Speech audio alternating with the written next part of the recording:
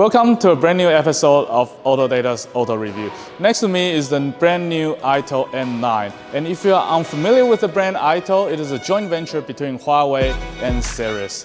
So this car has all the fanciest equipment that you can imagine. It has ventilating and heating seats, also massage, zero gravity, and it also has a built-in projector to entertain the second and third row. So this is a 6-seat SUV, and the dimension of this car is 5.23 meters in length, 2 meters width, and the height is 1.8 meters. So the wheelbase is 3.1 meters, so it is a very, very spacey SUV. And I've seen in a lot of SUVs, this is one of, if not the best, most comfortable SUVs I've ever been in.